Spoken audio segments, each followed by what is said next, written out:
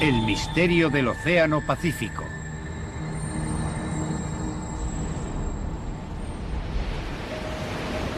...8 de septiembre de 1980...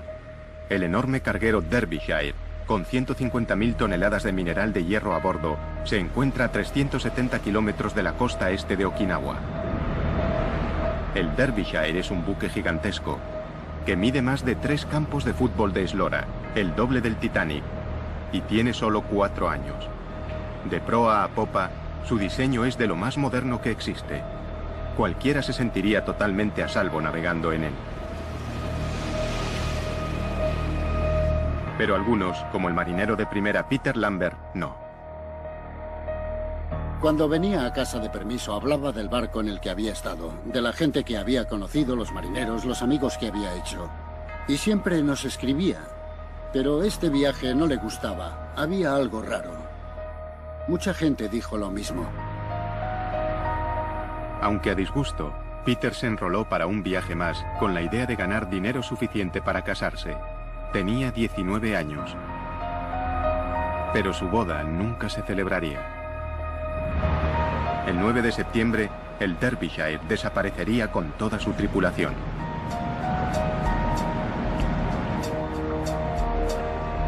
Era el barco británico más grande que se hubiera perdido nunca en el mar, y nadie se explicaba cómo. ¿Cómo podía este barco gigante, tripulado por marineros experimentados, desvanecerse sin más, sin haber hecho una llamada de socorro y sin dejar rastro? ¿Sería otra víctima de uno de los enigmas más aterradores y duraderos del Océano Pacífico? Al sur de Japón se ubica una vasta extensión de océano vacío. Desde 1940, en estos crueles mares, han desaparecido misteriosamente un buen número de barcos gigantescos. Muchos de ellos se perdieron sin haber enviado siquiera un SOS y sin dejar pista alguna de su paradero. Pero estas aguas llevan siglos cobrándose víctimas. Hace mucho tiempo, los marineros japoneses dieron a esta región un nombre espeluznante: Naoumi, el mar del diablo.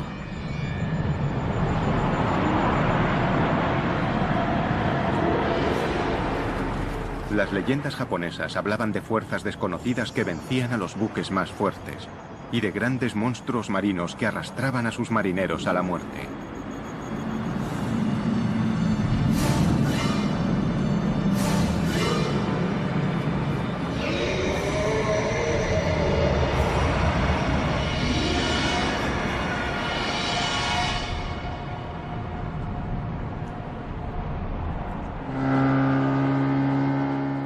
La leyenda de los monstruos marinos ha perdido peso, pero los pescadores japoneses siguen temiendo al mar del diablo, aunque su riqueza les impulsa a arriesgar sus propias vidas.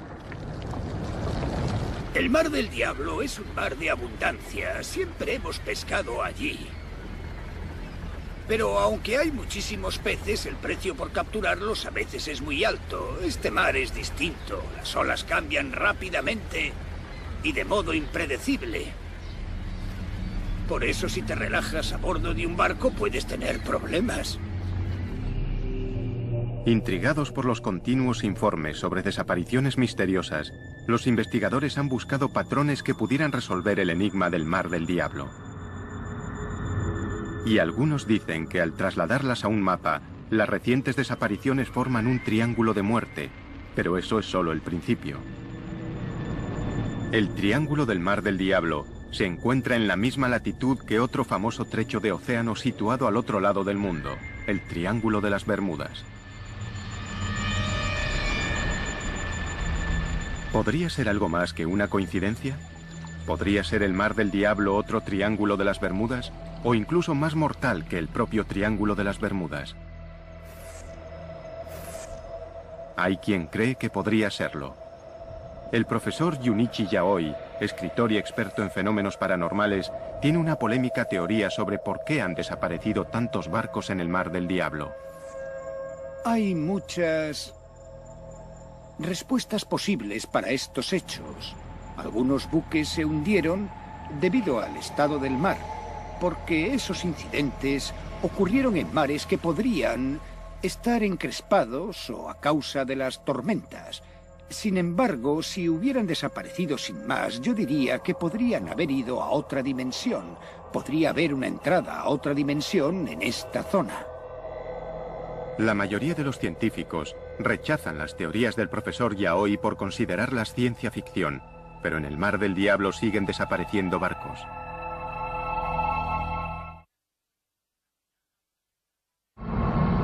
Enero de 2002. El MV Linji, un carguero chino con 19 hombres a bordo, no llega a su destino en el puerto japonés de Kagoshima.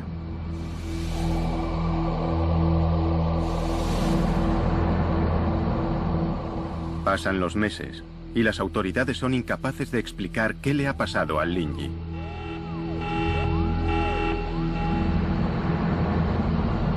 Desapareció sin haber realizado una sola llamada de socorro y sin dejar rastro alguno.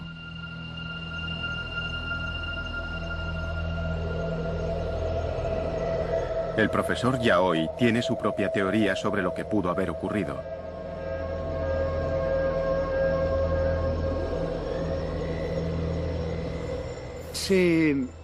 Lo explicaré con un ejemplo muy sencillo. Imagínese una onda de radio. Como todos sabemos, los programas de televisión, ya sean dramáticos, documentales o informativos, se hacen en un estudio. Cuando se emiten, se convierten en ondas de radio que nosotros no podemos ver ni tocar. Lo que quiero decir es que quizás la dimensión diferente está aquí, en el lugar en que vivimos, pero nosotros no podemos verla ni tocarla.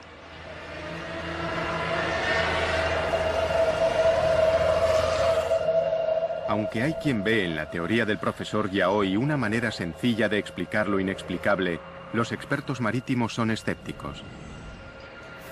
Yo soy escéptico, probablemente muy escéptico ante cosas de este tipo. David Mearns es un buscador de naufragios con un historial impresionante de localización de buques perdidos y una actitud pragmática ante lo paranormal. La gente me contrata para que encuentre respuestas desde el punto de vista científico y técnico. Por eso, si de pronto dijera... no puedo explicarlo. Debe de ser por el Triángulo de las Bermudas o por el Triángulo del Pacífico. No creo que volviera a tener nunca alguna credibilidad. En 1994, David y su equipo acometieron uno de sus mayores retos hasta la fecha: resolver el misterio del buque perdido Derbyshire. Sería una misión muy exigente incluso para un experto como él. Esta vez se enfrentaba a un enemigo formidable, tal vez el más duro de su carrera, al Mar del Diablo.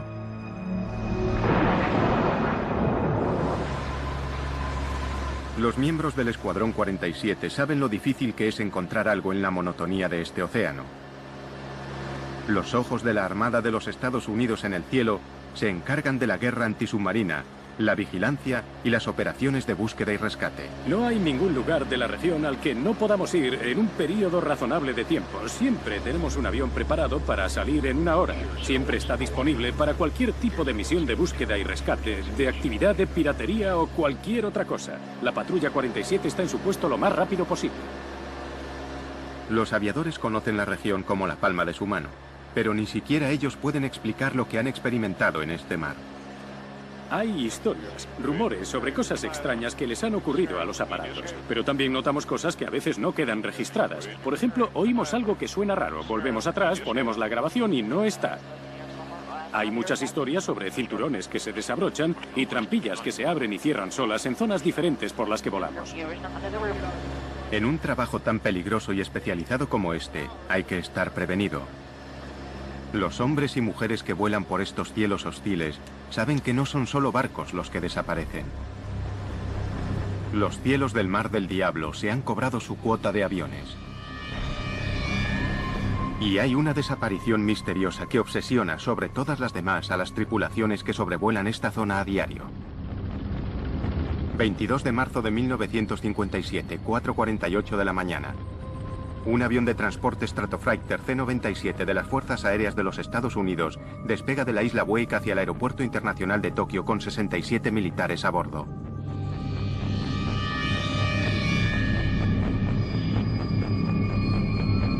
La duración aproximada del vuelo es de 9 horas y media, y el aparato lleva combustible para 13 horas y media.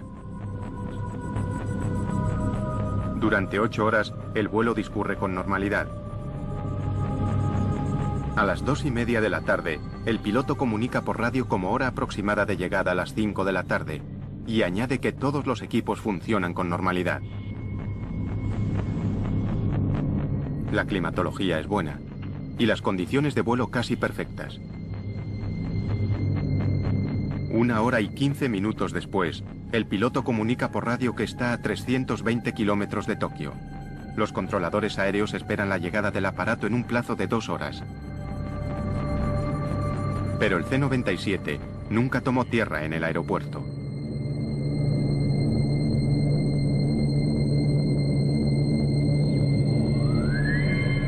Los equipos de vigilancia y rescate peinaron miles de kilómetros cuadrados de océano, reconstruyendo el recorrido del aparato. No encontraron nada. El gigantesco avión de transporte había desaparecido. Algo dentro o sobre el Mar del Diablo tenía poder suficiente para eliminar al enorme aparato sin dejar rastro. ¿Qué pudo haberle ocurrido a este formidable avión, fabricado para el combate y en condiciones perfectas para el vuelo? A día de hoy, nadie lo sabe. Sigue siendo un misterio y un peligro que los hombres y mujeres del ejército deben aceptar en el cumplimiento del deber.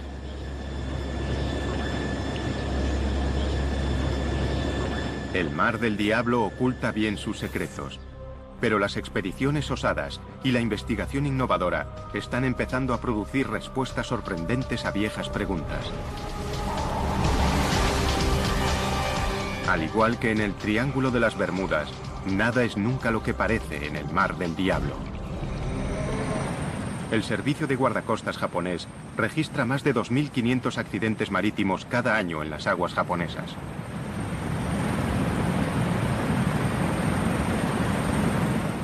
Estas aguas mortales son inmensas e implacables. Las posibilidades de dar con un barco perdido en esta zona hacen que encontrar una aguja en un pajar parezca fácil.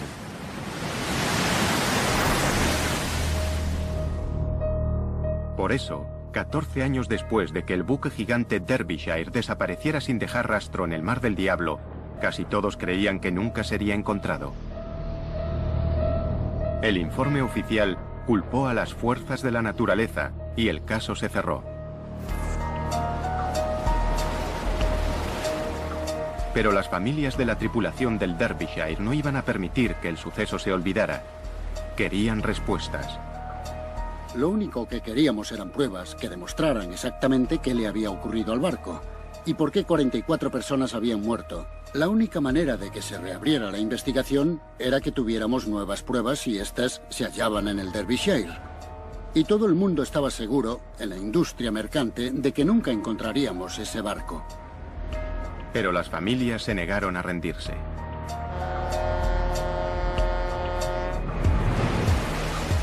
En julio de 1994, una expedición dirigida por David Mearns de Oceaneering Technologies ponía rumbo hacia el Mar del Diablo con la esperanza de solucionar el caso. El equipo se apoyaba en una débil pista. En la época del hundimiento del Derbyshire, los aviones de búsqueda y rescate informaron de una mancha de combustible no muy lejos de la última posición conocida del barco. Nadie había utilizado el petróleo como pista inicial para salir a buscar el barco. Había cierta incertidumbre en aquella época sobre lo grande que podía ser el área. ¿Estaría el petróleo directamente sobre el barco o lo habría arrastrado la corriente 15 kilómetros, 100 kilómetros, 150 kilómetros? Nadie lo sabía. Pero mi corazonada era que se trataba de una señal excelente que nos llevaría hasta los restos del Derbyshire. Solo con esta pista, David Mearns y su equipo intentarían lograr lo imposible: encontrar el Derbyshire y poner fin al misterio. Una cosa era organizar la búsqueda, pero en este vasto y violento océano, las probabilidades de encontrar el Derbyshire eran mínimas. El lecho del océano está a kilómetros de profundidad, y aunque el Derbyshire estuviera allí abajo, su estado de conservación 14 años después de su desaparición era impredecible. Con casi todo en contra, el equipo de la expedición depositó su fe en un dispositivo moderno, el sonar de barrido lateral. Remolcado por su barco, recorrería el lecho del océano y enviaría imágenes tomadas a 4.000 metros de profundidad. Pero estos barridos del sonar serían también una carrera contrarreloj. Cada día de búsqueda costaría decenas de miles de euros. El equipo de búsqueda solo tenía dinero para 8 días en el mar. El sonar de barrido lateral remolcable descendió al lecho del Mar del Diablo y comenzó a transmitir imágenes extrañas desde el fondo del océano. Para un profano, no eran más que un revoltijo de formas y sombras, pero a David Mearns algo le llamó la atención. Sí, fíjate en esta altura. Al final de aquella línea empezamos a ver algunas cosas que parecían un poco sospechosas. Y cuando pasamos a la siguiente línea, vimos aún más indicios y finalmente en la tercera línea nos encontramos con algo que era un volumen grande, denso, de material duro, pero no podíamos saber si era una roca o restos del buque. Mira eso. ¿Sería el golpe de suerte que estaban esperando? El equipo sabía que el éxito o el fracaso de la expedición estaban en juego. Todo dependía de lo que consiguieran ver en la segunda pasada del sonar. Cuando nos estábamos acercando justo al punto en el que el sonar remolcable empezaba a captar imágenes, lo perdimos. Así, tal cual. Un cable doble de acero, muy resistente, se rompió. Y allá se fue nuestro sonar remolcable de 600.000 euros por la popa del barco y supimos que estaba perdido. El sonar de barrido lateral remolcable, su máxima oportunidad de éxito, yacía a 4.000 metros de profundidad en el fondo del mar. El tiempo se agotaba. Primer asalto para el Mar del Diablo.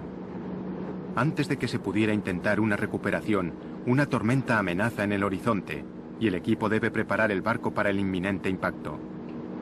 Son conscientes de lo que el clima puede cambiar aquí. En el recuerdo, una tormenta que devastó la armada más poderosa que haya surcado jamás los mares. Hoy, esa misma armada cuenta con una tecnología impresionante y ha aprendido de las lecciones de la historia. ¿Pero estarán destinados estos marineros a enfrentarse una vez más a la furia del Mar del Diablo?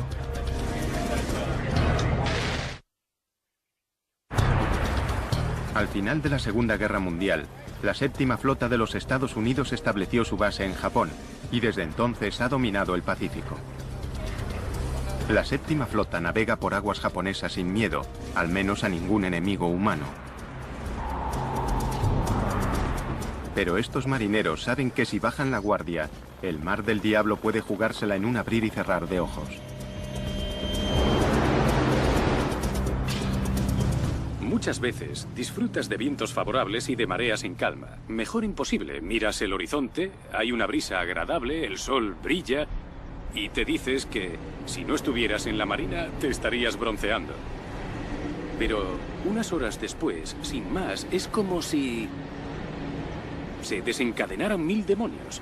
Así que nunca sabes qué va a pasar. Para sobrevivir en el Mar del Diablo, hay que estar preparados para lo que sea.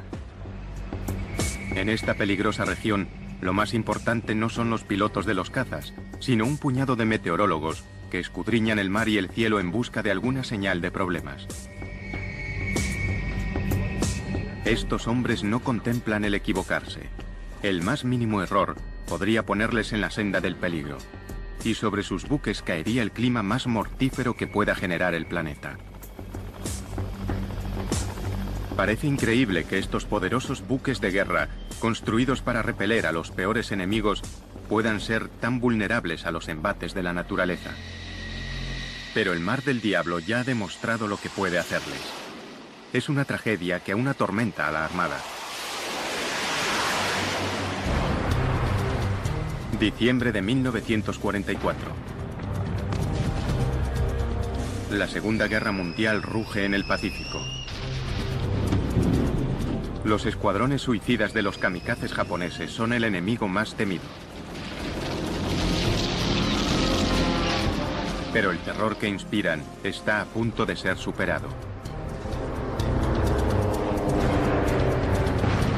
El Destacamento 38, un grupo de buques de combate de la Armada de los Estados Unidos, bombardea las posiciones japonesas en Filipinas, preparando el camino para el desembarco de MacArthur en la playa.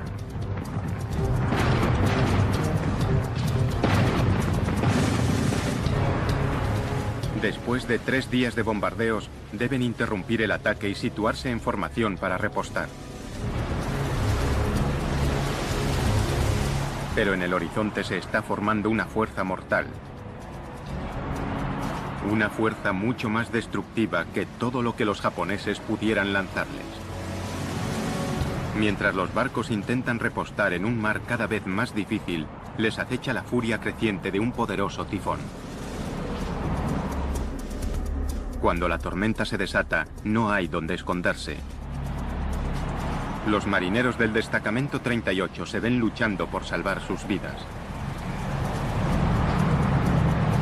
El mar es descrito como montañoso. Estaba muy encrespado. Los barcos se balanceaban. El viento estaba entre los 50 y 75 nudos con rachas que alcanzaban los 120. El nivel de ruido era terrible. Y por supuesto, los barcos se movían de lado a lado, arriba y abajo. Fue una experiencia aterradora para los hombres de a bordo.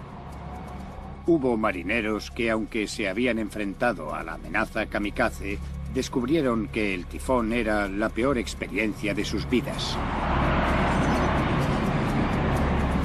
Cuando cesó, habían muerto 765 marineros norteamericanos.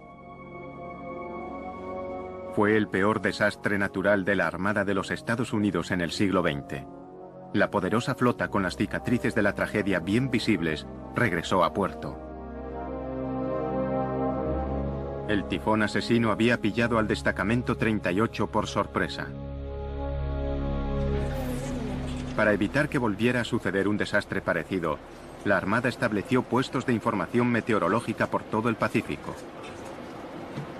Hoy, el Mando Meteorológico y Oceanográfico de la Armada de los Estados Unidos en Yokosuka, Japón, está en alerta máxima.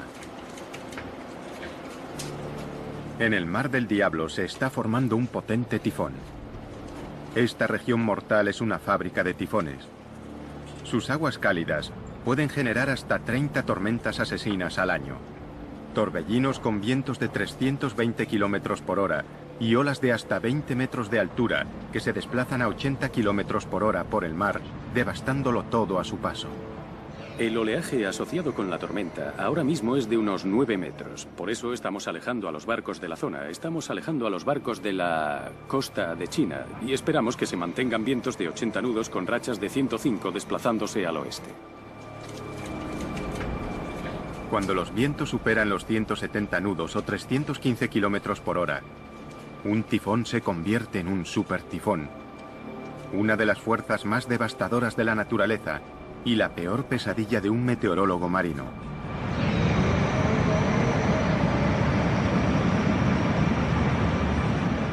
En un supertifón puede haber olas que superen bien los 10 metros y mucho mayores de lo que querrías encontrarte con un barco. Capaces de hundir barcos, hacerlos encallar, destruir instalaciones portuarias y casas en las islas y devastar absolutamente todo lo que se encuentran. Un viento de 170 nudos derrumbaría muros de hormigón y estructuras permanentes. La labor de un meteorólogo naval consiste en asegurarse de que si un monstruo meteorológico como este agita los mares, no se encuentre nunca con un buque de la Armada de los Estados Unidos. Si están lo suficientemente cerca de tierra, pueden capear el temporal en la seguridad relativa de un puerto, pero los buques que están muy lejos de la costa no tienen otra opción que afrontar la tormenta. Muchos de los barcos perdidos en el Mar del Diablo han desaparecido durante los peores meses de invierno, cuando las tormentas son más frecuentes y mortales. Pero estos son buques gigantes, pensados para resistir las peores condiciones. Un tifón solo no podría hundirlos. Cuando el gigantesco carguero Derbyshire puso rumbo hacia el Mar del Diablo, era septiembre de 1980, la peor época en la estación de los tifones. A las 10:19 de la mañana del 9 de septiembre, el capitán informó de que el Derbyshire estaba luchando contra vientos de 110 kilómetros por hora y olas de 10 metros.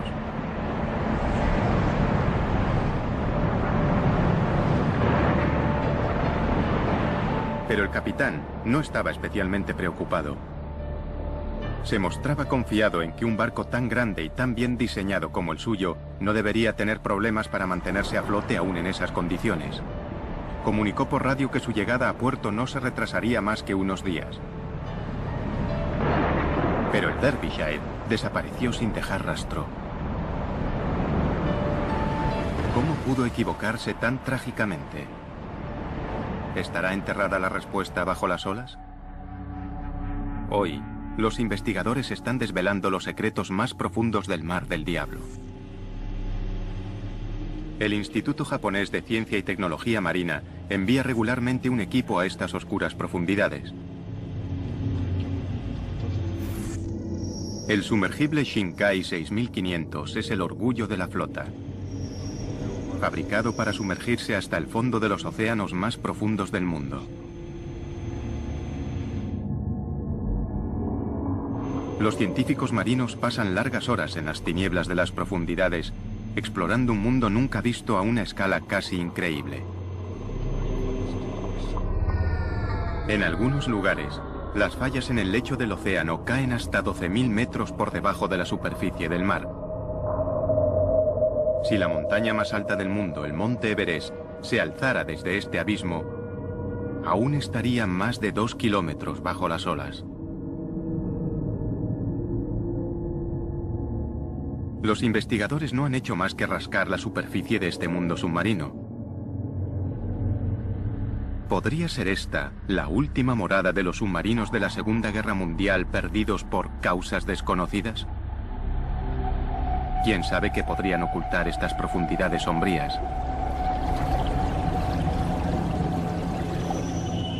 Se ha sugerido incluso la existencia de una fuerza extraterrestre que acecha bajo el Mar del Diablo.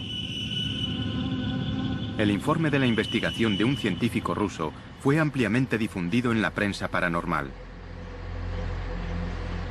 El 18 de agosto de 1980, el buque soviético Vladimir Boberov regresaba de una misión de rescate en la costa japonesa. El jefe de la expedición, profesor Platenov, declaró que estaba de guardia cuando, de repente, un objeto no identificado salió del mar y rodeó el barco. Según el profesor, era de forma cilíndrica y pasó a toda velocidad emitiendo una luz azul cegadora.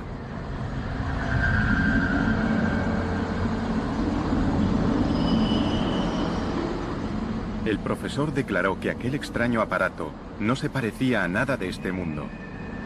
El objeto dio vueltas alrededor del barco durante varios minutos y se volvió a sumergir en el océano tan rápidamente como había aparecido. A lo largo de los años, se habían contado historias similares que habían acrecentado la leyenda del Mar del Diablo. Pero hay otra explicación para los objetos extraños que salen del agua. Los científicos japoneses rechazan la idea de una fuerza extraterrestre submarina. Para ser sincero, casi todos los fenómenos son explicables con los conocimientos de que disponemos, aunque nunca he visto un fenómeno tan extraño. ¿Qué fuerza natural puede enviar objetos hacia una superficie que está a kilómetros de distancia? Una posible respuesta se halla en el abismo occidental del Mar del Diablo, donde el núcleo fundido de la Tierra amenaza con salir a través de la frágil corteza. Sin previo aviso, desde el lecho del océano pueden surgir fuerzas violentas y desaparecer después con igual rapidez, sin dejar ninguna prueba de su furia, excepto tal vez el misterio de un buque desaparecido. En los años 50, el New York Times informó de una desaparición misteriosa que atrajo por primera vez la atención mundial sobre el Mar del Diablo.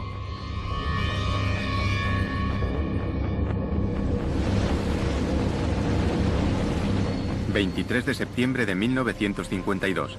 el Kayu Maru 5... un buque de investigación de los guardacostas japoneses con 31 personas a bordo se dirige hacia el arrecife Myojin, en el Mar del Diablo, para estudiar una extraña actividad submarina. Dada la buena marcha que llevan, la tripulación espera llegar al arrecife en menos de un día. Pero después de 3 días de silencio de radio, las autoridades declaran el buque desaparecido.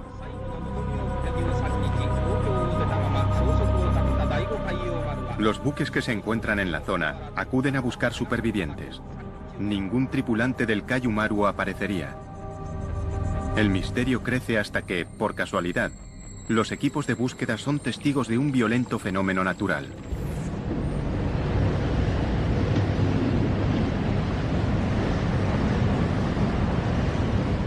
Si la erupción hubiera ocurrido súbitamente bajo el Kaiju Maru, el buque se habría hundido de inmediato, sin tiempo siquiera para emitir una señal de socorro.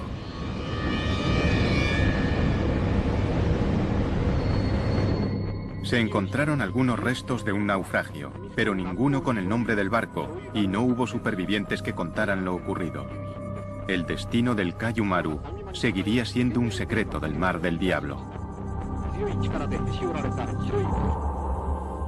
Los familiares desconsolados se vieron obligados a aceptar que el buque simplemente había desaparecido, y con él sus maridos, hijos y padres. El servicio de guardacostas japonés aconsejó a los buques que evitaran el arrecife Myojin ante el peligro de una erupción submarina. Nacía así una leyenda. Pero las profundidades pueden matar de más de una manera. Cuando un terremoto asola a las ciudades costeras japonesas, sus habitantes corren hacia las colinas. Un terremoto en el lecho marino envía una onda de choque a la superficie. Entonces, se desplaza una masa de agua que se mueve rápidamente a través del océano. Esta fuerza irresistible es el tsunami, la más mortífera de las olas. En océano abierto, los tsunamis pueden alcanzar más de 800 kilómetros por hora. Cualquiera que se encuentre en su camino, en tierra o en un puerto, no tiene ninguna posibilidad.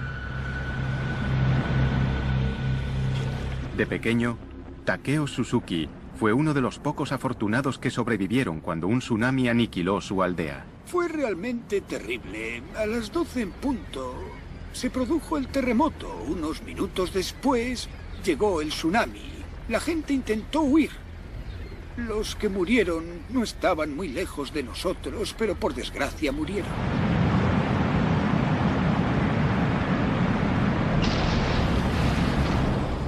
A lo largo de la historia, los tsunamis se han cobrado las vidas de cientos de miles de personas. Hoy, los tsunamis siguen causando estragos en la costa japonesa. Y con demasiada frecuencia, la gente no se da cuenta de la amenaza que suponen hasta que es demasiado tarde. Nadie conoce mejor la impresionante fuerza de un tsunami que Chip McCready, del Centro de Advertencia de Tsunamis del Pacífico. Un tsunami incluso de 3 metros es muy devastador, porque el nivel del mar se eleva a 3 metros y se queda a esa altura durante 5 minutos, 10 minutos, 15 minutos, y durante ese periodo de tiempo llega mucha agua a la orilla y a gran velocidad. Esto no solo produce inundaciones, sino que la fuerza del agua derriba cosas y arrastra escombros que a su vez se convierten en arietes. Algunos expertos han sugerido que estas olas monstruosas podrían ser las responsables de la desaparición de buques en el Mar del Diablo. Pero quienes mejor conocen los tsunamis afirman que es poco probable. Un tsunami muy destructivo solo alcanzaría 1 metro o menos de altura en mar abierto. Y como estas olas son muy anchas, el tiempo que la ola necesita para levantarse y después volver a bajar es muy largo. Podría ser de entre 20 minutos y 1 hora. Así que este lento ascenso y descenso del mar en medio del océano pasa casi inadvertido. Aunque provocan enormes destrozos en la costa, no se puede culpar a los tsunamis de la desaparición de un barco en el mar. En alta mar, el tiempo se agotaba para la expedición que buscaba al buque perdido Derbyshire. Habían obtenido un escáner prometedor del lecho marino donde presuntamente había desaparecido el barco. Pero antes de tener una identificación positiva, el sonar de barrido lateral remolcable se había perdido, reclamado por el Mar del Diablo. Ahora la tormenta amainaba y la misión podía continuar. Intentarían recuperar el sonar de barrido lateral e identificar el objetivo. ¿Pero estarían preparados para lo que encontrarían a 4.000 metros de profundidad?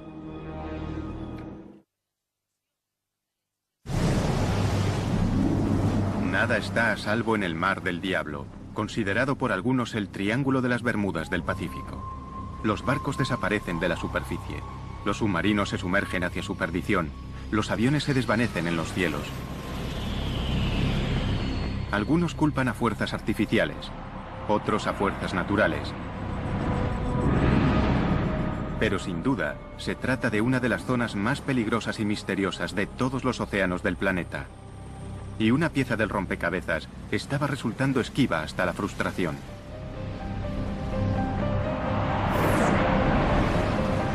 El Mar del Diablo había desbaratado un intento de resolver el misterio del Derbyshire. El equipo de la expedición había perdido su sonar de barrido lateral remolcable justo cuando empezaba a transmitir imágenes de una formación sospechosa en el fondo del océano.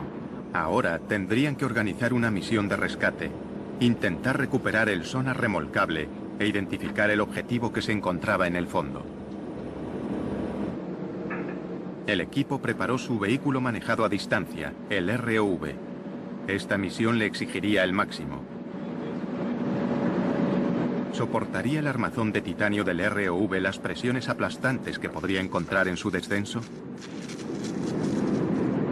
Unos finos cables eran lo único que mantenía unido este sumergible de tecnología punta al buque.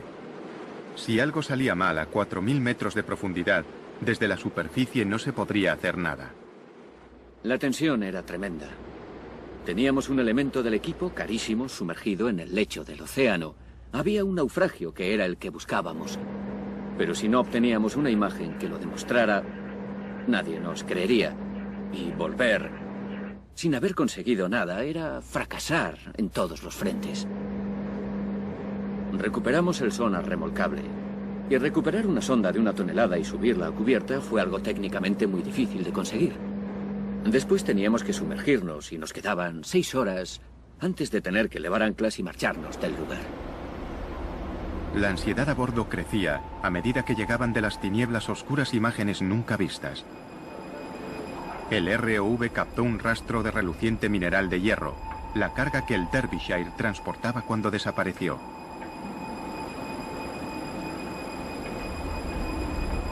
El metal retorcido confirmaba que el objetivo era un naufragio. Y entonces, el momento que todos esperaban.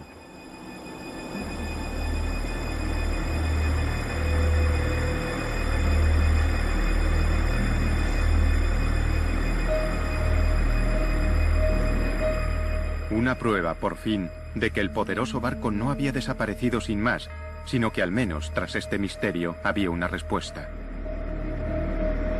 Encontrar los restos de un naufragio es una sensación fantástica. Muchos habían predicho que no lo encontraríamos. Así que el momento en el que empiezas a ver el naufragio, que puedes ver esas imágenes, es una gran sensación.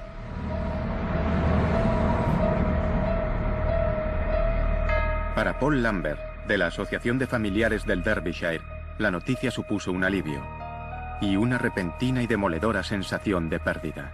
Muchas familias, en el fondo, no habían aceptado que el Derbyshire se había hundido. Porque hay un montón de islas desiertas en la zona y algunos familiares creían que sus maridos o sus hijos estarían en una isla desierta. Recordamos a aquellos que perdieron la vida en el mar, navegando en el buque mercante Derbyshire. Cuando el barco apareció, les arrebatamos esa idea. Y hubo muchas emociones enfrentadas. La realidad, de repente, de que tu ser querido no va a volver a casa.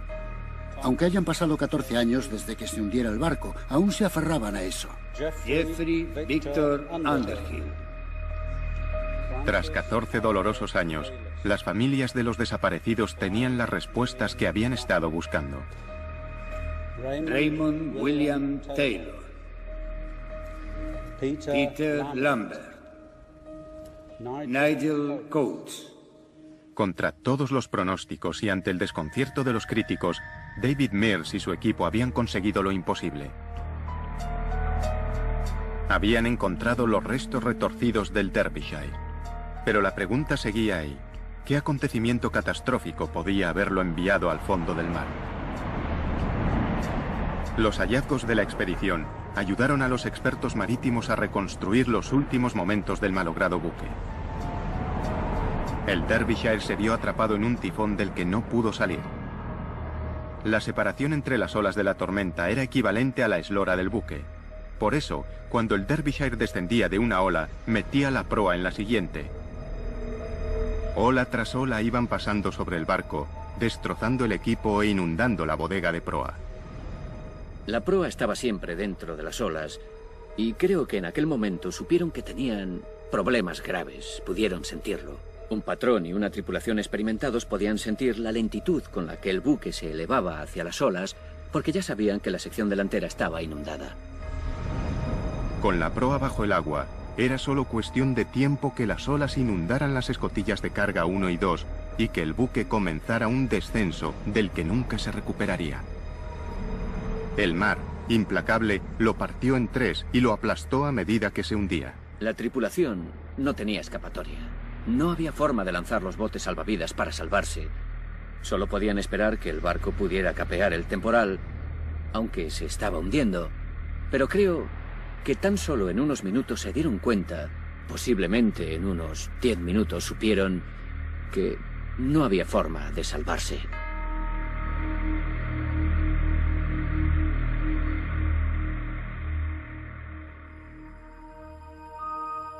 El último acto de la expedición consiste en colocar una placa conmemorativa en la cubierta de proa del Derbyshire, con una oración por las vidas perdidas.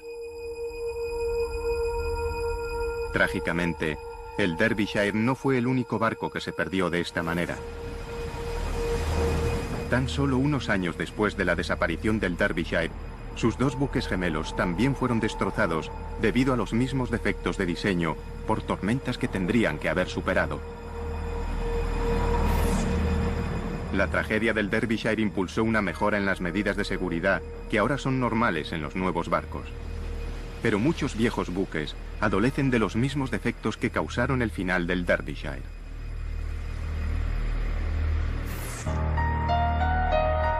Para Paul Lambert, la lucha está lejos de terminar. Tal vez el misterio del Derbyshire ya se haya resuelto, pero él no descansará hasta que todos los barcos sean seguros. No quiero que la vida de mi hermano Peter y de las otras 43 personas que iban a bordo se haya perdido para nada. Y la única manera de conseguirlo es que se plasmen en la práctica las recomendaciones. Quiero que la gente recuerde al Derbyshire y a las víctimas del naufragio.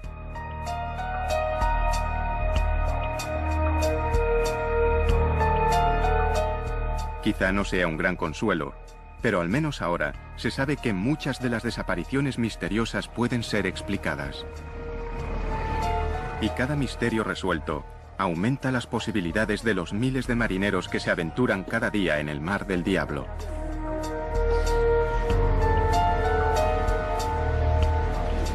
Los expertos marítimos confían en que, con el tiempo, hasta los misterios más confusos acabarán desvelando sus secretos. Cuando estés en el mar, a bordo de un barco, solo existes tú, tu tripulación y tu barco. Ocurren cosas y nadie se entera. Y el Derbyshire fue uno de esos barcos de los que, si no hubiera aparecido, nadie sabría nunca nada. Y quienes quisieran pensar que había desaparecido por algún fenómeno inexplicado, podrían haberlo creído. Pero hemos demostrado que eso es falso. Ahora sabemos por qué se hundió. Y eso es lo que me hace confiar en que estas cosas son explicables. Al menos en el caso del Derbyshire. Pero para algunos, el enigma siempre estará ahí. Mucha gente se ha dado cuenta de que hay cosas que no podemos resolver, aunque haya habido grandes avances en la ciencia. Sin embargo, no creo que los que insisten en que no hay nada que la ciencia no pueda resolver cambien de opinión. Cientos de buques siguen surcando cada día esta enorme extensión de océano, desafiando a las fuerzas de la naturaleza y a los terrores de lo desconocido.